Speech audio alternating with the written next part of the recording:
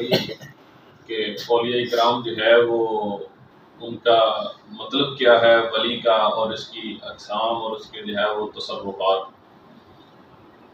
کبھی بھی جو ہے وہ اللہ کی جو زمین ہے وہ نیک لوگوں سے خالی نہیں ہوتی، یہ بات یاد رکھیے گا. ہر وقت جو ہے وہ زمین پہ اللہ کے نیک بندے رہتے ہیں. یہ جب اللہ کے نیک بندے دنیا سے ختم ہو گئے اس زمین سے، تو پھر قیامت کے معاملات جو ہے وہ شروع ہو جائیں گے. قیامت انہی پہ آئے گی جو لوگ جو ہے وہ بدبختی کریں گے، جو لوگ شرک کریں گے، سارے معاملات کریں گے، کیونکہ یہ بھی قیامت کی نشانی میں سے نشانی ہے. ایک ایسی ہوا چلے گی کہ جس سے سارے مومن جو ہے وہ سو جائیں گے، یعنی اس دنیا سے چلے جائیں گے. اس کے بعد جو لوگ آئیں گے وہ بڑی ہی کہہ لیں کہ دنیا پہ فساد، شرک، بڑے بڑے معاملات کریں گے، ان کے اوپر قیامت آئے گی. لیکن جب تک جو ہے وہ دنیا میں ایک بھی اللہ اللہ کرنے والا باقی ہے، قیامت نہیں آ سکتی. حضور کا فرمان ہے.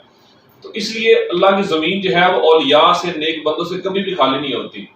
اور نیک بندے جو ہیں اور اولیاء کی بھی قسمیں ہیں کہ غوث، قطب، ائمہ، اوتاد، ابدال، یہ سارے ڈیزیگنیشن ہیں.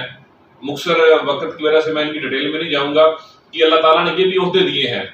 یہ لیول ہیں سارے جو ہے نا، غوث، قطب، ابدال کے، ائمہ کے، اوتاد کے، کس طریقے سے بنتا ہے. اور پھر یہ صاحب کرامت ولی ہوتے ہیں، اور پھر اللہ تعالیٰ نے کو یہ پاور دی ہوتی ہے، حتیٰ کہ یہاں تک کہا جاتا ہے کہ ابدال جو ہے وہ اپنی شکل جو ہے وہ بدل سکتا ہے. اللہ تعالیٰ نے یہاں تک جو ہے اس بندے کو جو ہے نا مقام دیا ہوتا ہے. اور جب کوئی ابدال کہیں جاتا ہے یا شفٹ ہوتا ہے یا دنیا سے جاتا ہے، تو کسی اپنے ہی ہم شکل بندے کو یا اس کو اپنی شکل کا بنا کے جو ہے وہاں پہ نائب جو ہے نافذ کر کے جاتا ہے. اتنی پاور دی ہوتی ہے اولیاء کو. لیکن یہ بھی آپ بات یاد رکھیے کہ کرامت جو ہے ولی کے لیے شرط نہیں ہے. ضروری نہیں ہے کہ کوئی ولی آپ کو کرامت دکھائے، ہوا میں اڑ کے دکھائے تو پھر ہی آپ اس کو ولی مانیں گے کہ پھر یہ جو ہے ولی ہے. ولی کے لیے کرامت شرط نہیں ہے، استقامت ضروری ہے.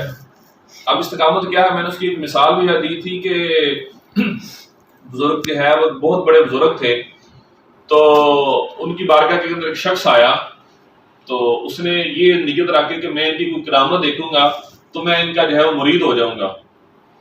تو وہ آپ کی بارگاہ کے اندر رہا اور کافی دن جو ہے اس نے کم از کم کو 7-8 ہفتہ گزارا، اور وہ دیکھتا رہا، لیکن اسے جو ہے نا ظاہراً کوئی کرامت نظر نہ آئی. تو وہ جو ہے وہ جب چلنے لگا تو بزرگوں نے آواز دی. وہ بزرگ کون تھے؟ وہ بہت بڑے بزرگ تھے، حضرت باقی الدین بستامی رحمۃ اللہ علیہ. بستام شہر کے اندر آپ کا دربار ہے، اور وہ ان کا ایک اولیاء کے اندر ایک اعلیٰ مقام ہے. تو انہوں نے آواز ہی کہا، جی کدھر جا رہے ہو؟ کہا جی حضرت میں واپس جا رہا ہوں. کیوں؟ میں تو آیا تھا اس نیت سے کہ آپ بڑے جناب اللہ کے بندے ہیں، ولی ہیں، تو آپ کی کرامت دیکھوں گا تو میں جو ہے وہ آپ کا مرید ہو جاؤں گا، لیکن مجھے تو یہ 7-8 دن میں آپ کی کرامت نظر نہیں آئی.